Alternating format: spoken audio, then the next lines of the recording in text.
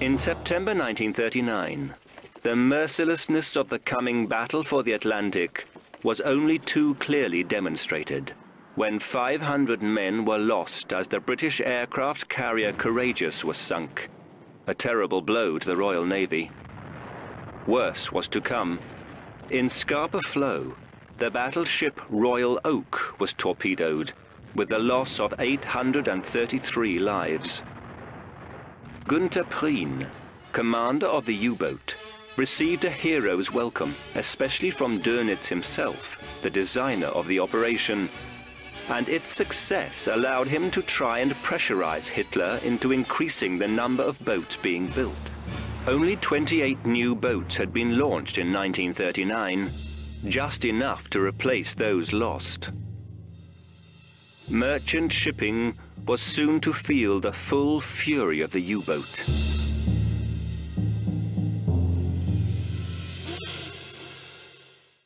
There were three categories of U-boat: the Type 2, the Type 7, and the Type 9, with a double hull suitable for long trips over the oceans.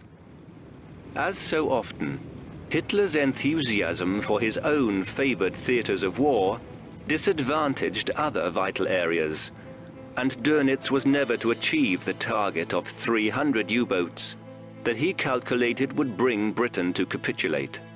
Hitler would live long enough to reflect bitterly on his strategic fumbling. It was the Type 7 that came to be feared by the British mariners in the Atlantic. With its low conning tower and ability to dive within 30 seconds, it was ideal for the role it was assigned. Once submerged, it could dive safely to 200 meters in an emergency, an important factor when depth charges could be lethal at 160 meters. Traveling on the surface, the Type 7 had a range of 2,000 miles. Its top speed was 12 to 16 knots. Below the surface, 4 to 8 knots made them dangerously vulnerable after torpedo release, even though they could stay submerged for over 24 hours if necessary.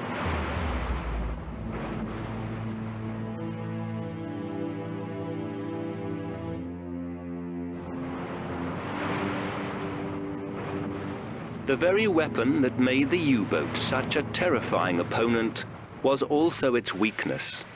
For the telltale wave in the wake of the torpedo could turn the hunter into the hunted, as depth charges spread out around the submerged boats and the lethal explosions that could burst the hull began.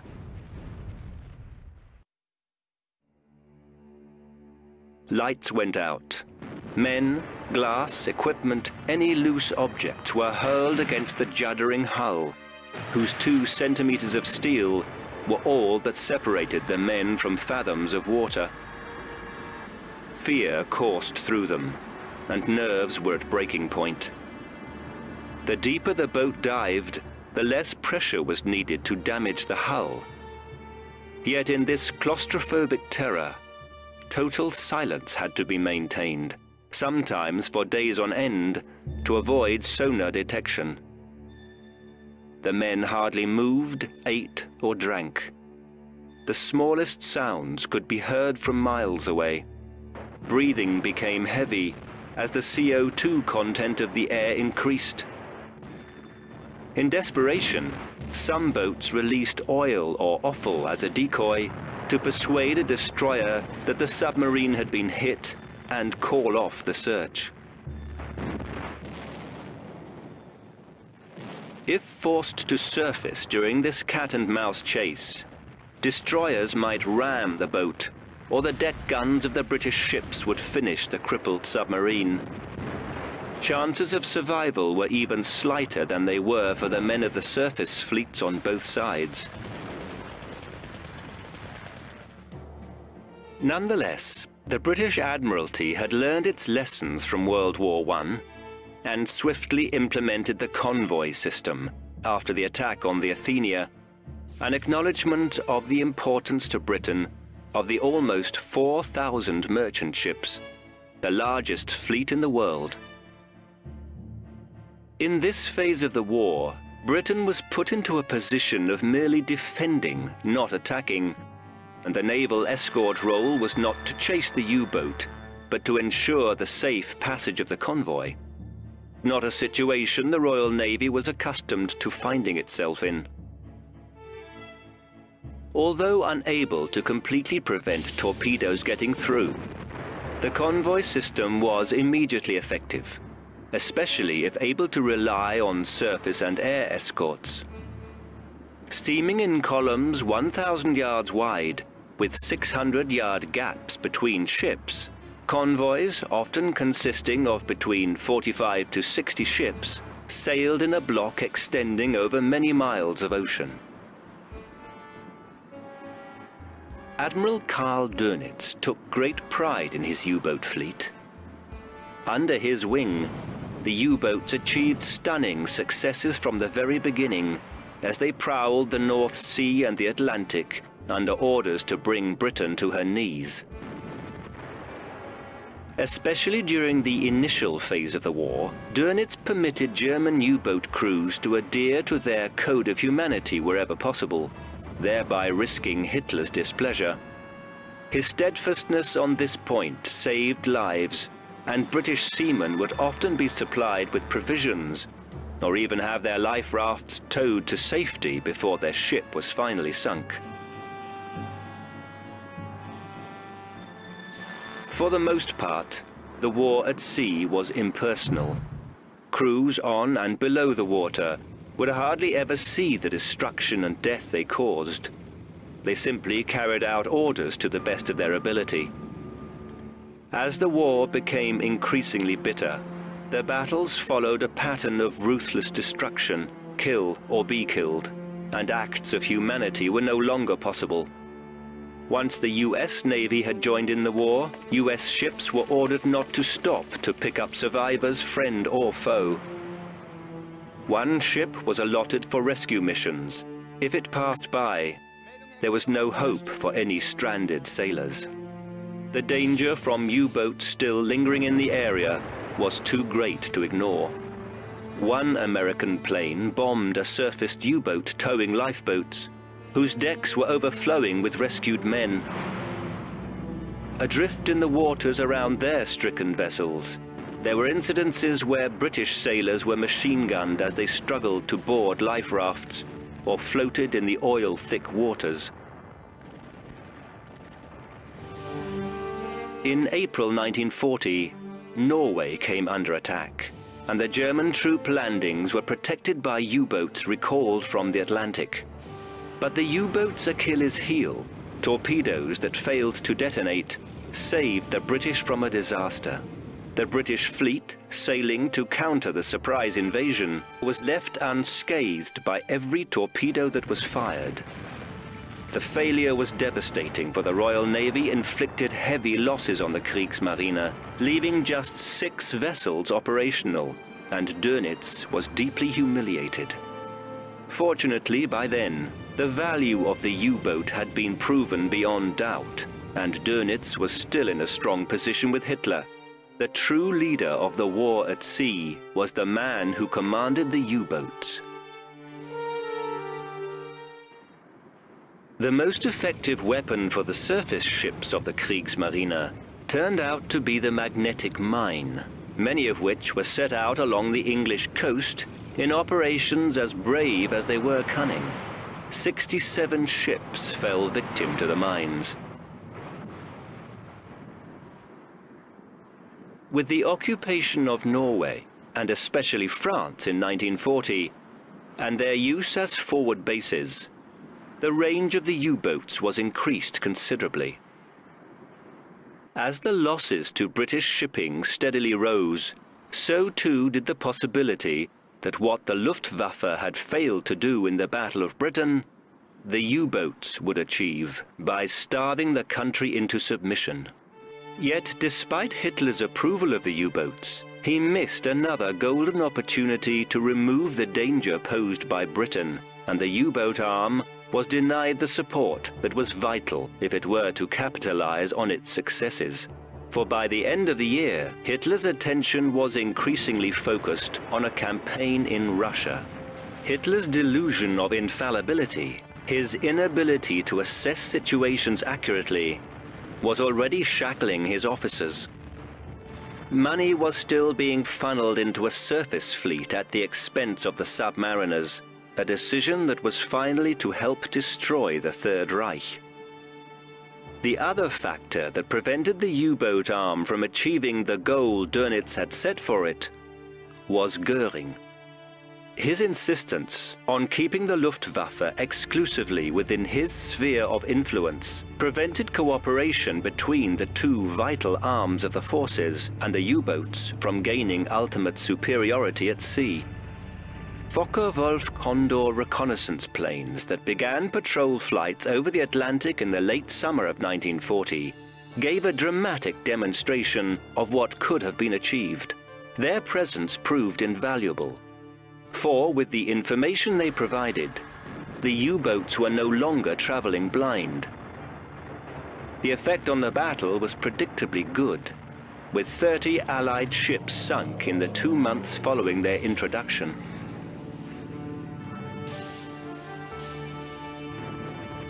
In America, President Franklin Roosevelt was a voice in the wilderness. The American people and Congress were at first unwilling to help Britain's lone war effort. Finally, they agreed to supply 50 old destroyers, but only in return for American bases on British West Indian territories in order to protect their own backyard. Roosevelt was forced to go one step at a time in bringing the American public and Congress into line with his desire to aid Britain, and later he helped Churchill by the introduction of the Lend-Lease Act, which enabled American fuel and materials to flow towards Britain. For U-boat detection, the British were restricted to visual observation at the outbreak of war, a severe handicap. A lone periscope was practically invisible in the grey waters.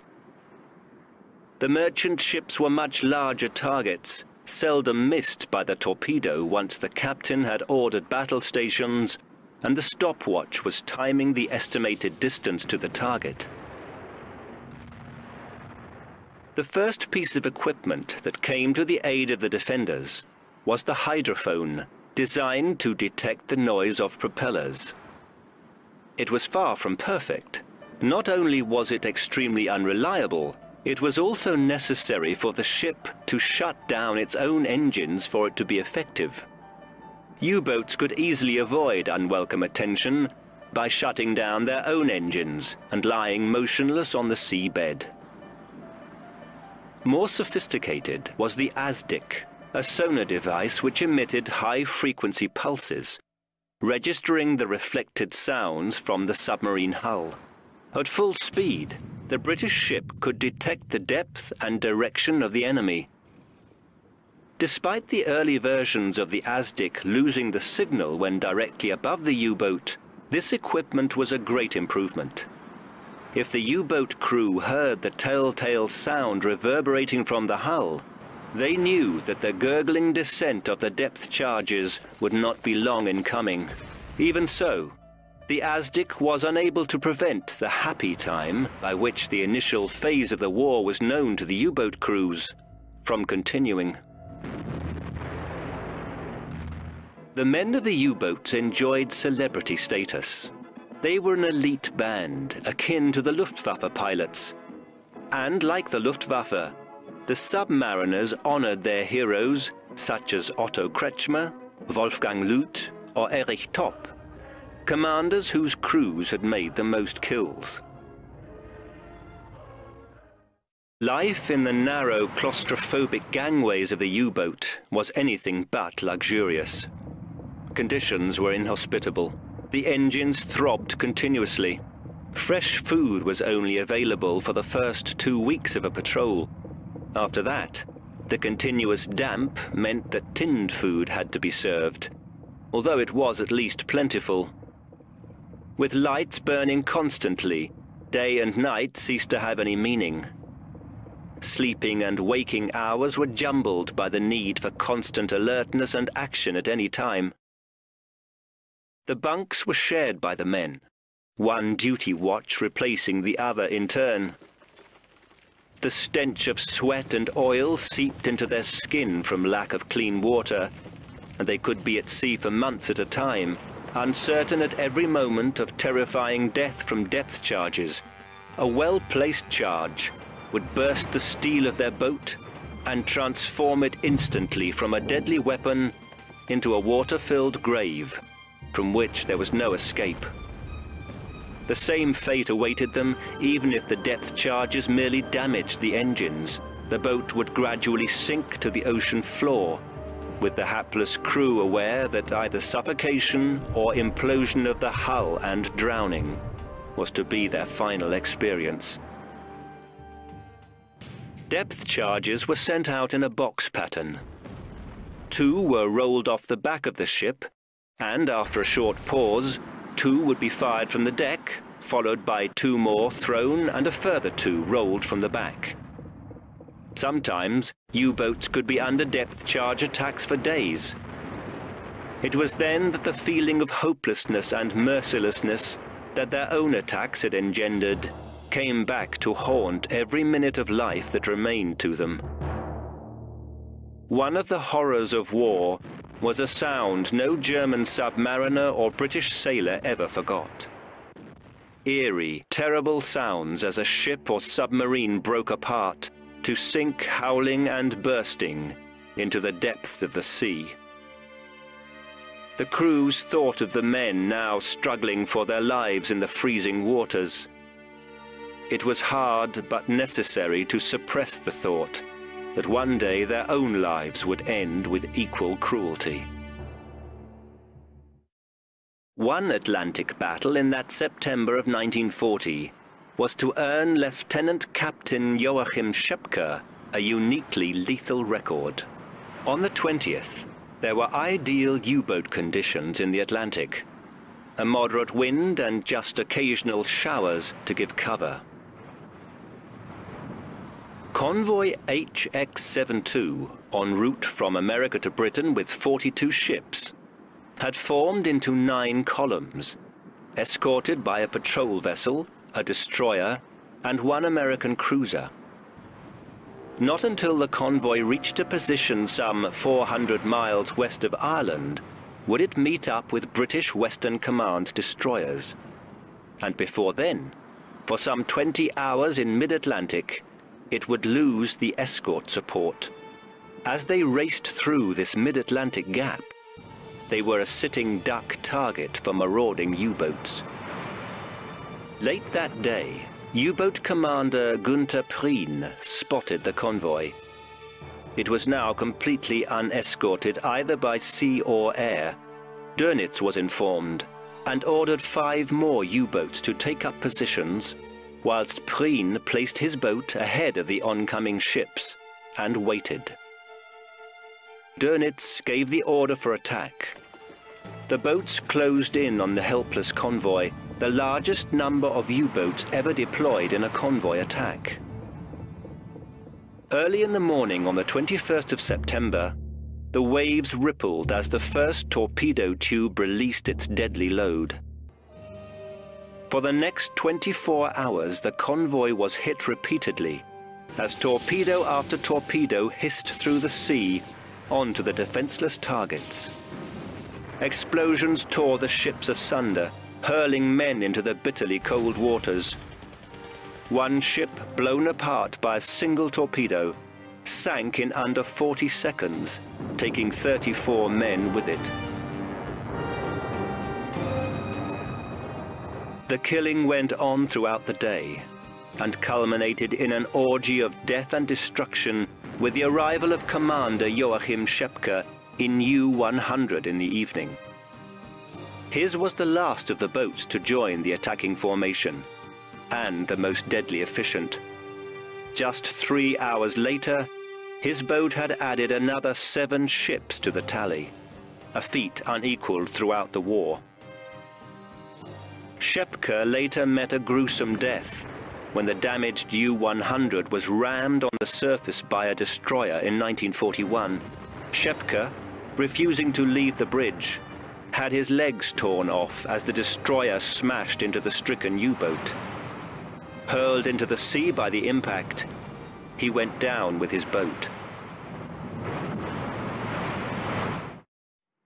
Advances in radio communication were also to bring about a significant change. For the radio signals passing between the U-boats and Dönitz at operational headquarters could now be intercepted by the high-frequency direction finder, nicknamed the Haftaf. Now it was possible for the U-boat's location to be pinpointed. Even more important were the aerials that appeared in 1941 on the mastheads of the British destroyers. They belonged to the radar screens that had proved so vital during the Battle of Britain. For far too long, the German High Command refused to believe that radar was the reason U-boats were being detected. Slowly, the British began to wrest the initiative from the Germans. The happy time was well and truly over. In June 1941, Hitler ordered the invasion of Russia. The U-boats were ordered into new waters in the Arctic north of Russia to sever Allied shipping supplying the Soviet war effort. The submarines arrived by the end of the month. In these, the most perilous, unforgiving seas in the world, began hazardous operations for the U-boats. In the deadly cold, mariners were as liable to die in one of the terrible storms that churned the icy waters as from enemy fire. 78 ships were sunk by German U-boats for the loss of 38 German crews in the second half of 1941. By mid-1941, American ships were unofficially escorting British shipments, although the USA was technically a neutral country. Fired on by the U-boats, the US Navy began to lose warships, their crews suffering the same fate as the British, drowning in freezing waters and burning oil. Yet still, Roosevelt did not declare war on Hitler Germany. December brought an unexpected dramatic development. Japan attacked the American fleet at Pearl Harbor. Having already lost touch with reality, Hitler foolishly declared war on the United States. Perhaps the confidence displayed by Dönitz, who dismissed the US Navy as unprofessional and an easy prey for his torpedoes, lulled the Führer into this absurd provocation. For it was only then, when Germany declared war on the USA on December the 11th, that the American Congress voted to declare war on Germany. And our American merchant ships must be protected. Churchill finally had his wish. With absurd overconfidence, Hitler had unleashed powers that would rise up to engulf him. Yet at first, it seemed that he would come through. 10 days after the declaration of war on the USA, an attack in US waters was prepared. Despite U-boat commanders not being issued with maps, so that spies could not discover what was going on, and just 5 of the larger Type 9 U-boats making the long trip to America's eastern seaboard, Operation Drumbeat began with a repeat of the first happy time. The boats caused havoc to American ships. On January the 13th, 1942, the U-boats went into action. Operating singly with targets sought out in the previous days, all submarines struck on the same day. 25 ships were sunk in this, the first strike of Operation Drumbeat. The British Admiralty already knew the route of the boats and passed these on immediately to the American Navy. Yet the Americans did not react. Their destroyers were left in docks with all the lights along the coast still burning brightly. It was as though they didn't take Hitler seriously. U-boat commanders were amazed and delighted. The extraordinary lassitude by the man in charge of the American Navy, Admiral King, was the result of his dislike of the British. Worse still, his ego could not allow him to follow the British example and introduce the convoy system. Tankers would still sail alone and simply be blown out of the water. Admiral King's emotional handicap was an unforgivable failing that wasted American lives unnecessarily. From Maine to the Caribbean and the Gulf of Mexico, U-boats brought the war home to the astonished Americans.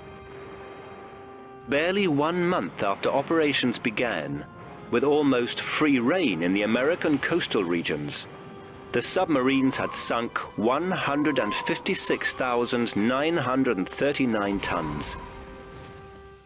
This pattern of unhindered destruction and dying went on for month after month. The U-boats delivered the greatest US naval defeat in World War II. Some 500 ships with 5,000 men were to be lost in the 6 months before Admiral King was forced to abandon his obstinate stance, allowing the USA finally to gain a measure of control over the situation. Subsequent waves of U-boats sent into American coastal waters produced equal success. It was vital to prevent the oil supplies from getting to Britain. The boats wreaked havoc in the Gulf for 2 years, but ultimately failed in their main objective. The Americans were unable to hit one single U-boat in the first 3 months of Operation Drumbeat. This meant easy work for the U-boats. The USA had been caught out and was paying the price. Hitler was delighted, and awards for the crews were soon being handed out back at the U-boat pens in northern France. For the tankers, American waters had become lethal. Britain's fate was hanging by a thread. Off the eastern coast of North America lay a stretch of water known as Torpedo Alley. For 6 months it was a scene of horror. British naval intelligence was received each day. Admiral King chose to ignore it. Only when the losses continued to mount unchecked was he forced to adopt the convoy system that had proven indispensable to Britain. The effect was immediate. For the U-boats, the happy time in America was now over. They returned to their old hunting grounds in the Atlantic, and America now became a lower priority. A breakthrough in U-boat detection was introduced by the British in mid-1942. Airborne radar technology meant that a surfaced U-boat could be detected from a distance of many miles.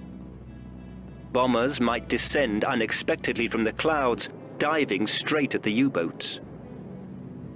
For a short time, the U-boat losses mounted, until the Germans, finally catching on to the importance of radar, issued their boats with the so-called Biscay Cross. The Biscay Cross was an antenna attached to a wooden construct which could identify enemy radar signals. It needed to be turned by hand, a significant drawback. Nonetheless, the cross gave the submariners just sufficient warning of an RAF attack so that a crash dive could save their lives. By October, this innovation rendered the air attacks ineffective. Once the radar wavelengths were changed, so the cross in turn became obsolete. Then the Germans changed the Enigma code system, and for a while, Britain was robbed of vital information. The U-boats had gained the upper hand once more, and Allied shipping suffered appalling losses as a result. Britain's fate once more hovered on the precipice. But the battle was changing shape. With the entry of America into the war, new equipment and, more importantly, ships in greater quantities began to help the Allied war effort. It was badly needed. The British were no longer waiting for the Germans to bring the fight to them. New frigates going into action in 1942 were built solely as U-boat hunter-killers. Sailing at a distance from the convoys, armed with ASDIC and better weapons, they formed hunter-killer patrols that harried the submarines, preventing them from going into attack formations. The battle was nonetheless ferocious. In March of 1943, the U-boat tally was 627,000 tons. Dönitz could still be well satisfied with his men. The improving efficiency of the Allied equipment and tactics led to U-boats increasingly being rearmed and supplied whilst at sea, potentially a lethal and at the best of times a hazardous procedure. Once the Allied presence in the Atlantic increased, the Germans took to using submarines as supply ships. The larger Type 9 U-boat, modified and nicknamed the Milk Cow, was assigned the role of supply ship, and the system increased the operational time span for the combat boats. In 1943, Hitler tried to keep his Japanese allies happy by deploying some larger U-boats from Indonesia into waters as far as southern Africa. Their presence added little to the actual war effort at sea, whose main theatre was in the Atlantic. 1943 also saw the horrific air raids over German cities, especially Hamburg, which also targeted the submarine bases there. For the U-boats, the successes were starting to be outweighed by the suffering, for the Allies were making headway everywhere. The U-boats' ordeal was heightened further through the drain on resources caused by the offensive in Russia, where in January 1943, the end of the tragedy at Stalingrad began the dredging collapse of the Third Reich.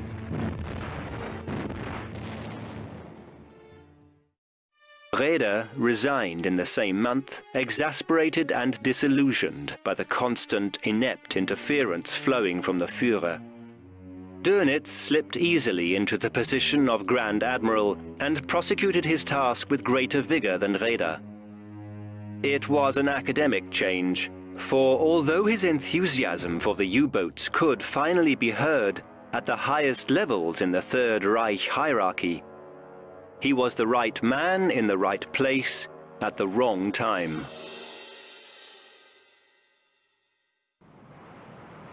Electronic surveillance was now reaching new heights of sophistication and success. Dönitz's own insistence on being kept constantly informed and delivered with detailed information about U-boat positions and activity inadvertently contributed to the Allies' ability to track the submarines. And Allied aircraft, American Liberators and British Sunderlands with long-range fuel tanks, now covered every last inch of the Atlantic. There was nowhere for the U-boats to hide. The capture of the Enigma submarine codes had enabled the Allies to decipher German U-boat signals without their knowledge. U-boats were more vulnerable than ever. 115 U-boats were now able to sink only 75% of the totals they had reached in 1940, when there were just 80 submarines. 1943 saw almost 300 submarines lost, 40 in May alone. Unless Hitler reacted sensibly, disaster was inevitable. Hitler, had he ever been, was now incapable of sensible action. Any success was welcome, even if relatives of the sailors knew that it was rare for the U-boats to return home after a second operation. Understrength crews were now manned by men barely out of their teens. The chances of these men surviving their maiden voyage was almost nil. Accidents caused by inexperience in handling such difficult craft increased, adding to manpower and equipment shortfalls. It was not unknown for U-boats to mistakenly torpedo their own comrades. But it was foolish to underestimate the U-boats even now. In March 1943, the largest convoy battle of the war took place. Between the 16th and the 20th, more than 40 U-boats were in action as two convoys began to merge in the mid-Atlantic. 100 ships and escorts in total. 21 merchant ships were hit before air and surface escorts forced the submarines to break off the attack. But the setbacks on land were being reflected on the world's oceans. Dönitz felt that he could not allow the submarine losses to continue. He ordered their withdrawal from the Atlantic. It was a moment of triumph for the British. They had withstood the onslaught and the terrible loss of human life. With the help of her American allies, Britain was still unconquered and now ready to take the fight to the aggressor.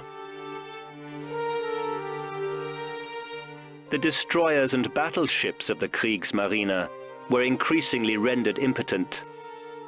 Robbed of the vital U-boat arm, their demise was predestined, for the Allied navies could turn attention onto them. One of the worst attacks took place when 1,000 men on the Tirpitz went down with their ship. She had survived 17 attacks. German innovation continued unabated. The snorkel was introduced in 1944 so that the boats could stay submerged for longer. The one drawback was that it went hand in hand with reduced boat speed. A new torpedo, the Type 5 Zaunkönig, was designed to home in on engine noise. It was so fast as to be practically inescapable. In June 1944, the U-boats gave another demonstration of their power. 45 of them homed in on the invasion fleet heading for Normandy. 56,000 tons of shipping were destroyed. For the U-boats, although operations continued through to the last minutes of the war, this was a final, large-scale resurgence as a prelude to defeat. Just days before the war ended, the U-boats were brought together for one final show of strength. On April the 29th, 1945, in the last convoy battle of the war, 14 U-boats closed in on a 24-ship convoy.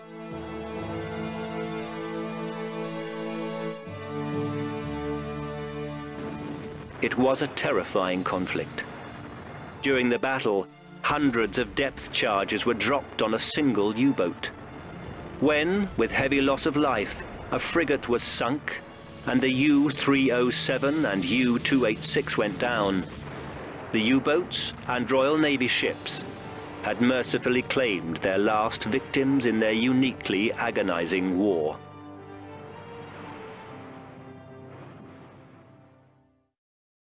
The submarines stayed with their prey into the following day, the 30th.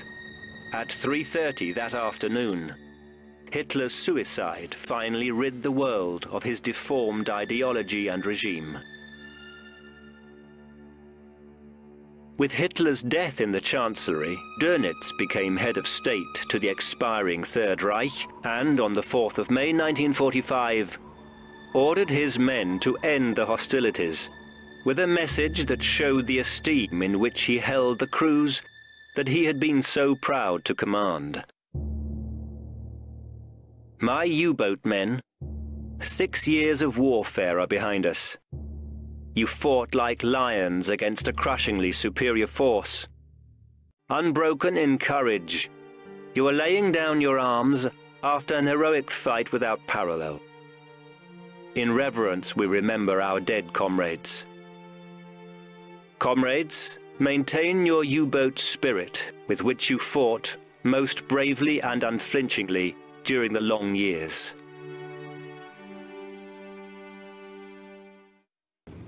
Well aware that the war was lost, Dönitz nonetheless kept the fighting going long enough to enable the Kriegsmarine to scuttle its ships, a cynical disregard for soldiers' lives in the choice between an honorable exit for the Kriegsmarine or death for the fighting Wehrmacht men. Known as Operation Rainbow, The sinking of the ships was an agonizing repeat of the end of World War I that Dönitz never imagined that he would see. It was May the 4th. 232 U-boats would never sail again. 154 finally surrendered. A further 115 boats were sunk off the coast of Ireland during the first year of peace. Karl Dönitz, the man who could have helped Hitler's Reich spread across the world, was released from prison in 1956. Dönitz retired to a village near Hamburg and died at the age of 89 in 1980. Erich Raeder was released from prison in 1955 and died on November the 6th, 1960 in Kiel, northern Germany, from where 131 U-boats had been launched. Losses amongst the U-boat crews had been on an unparalleled scale. Of the 41,300 men who entered U-boat service, over 30,000 were killed in action, 5,000 captured.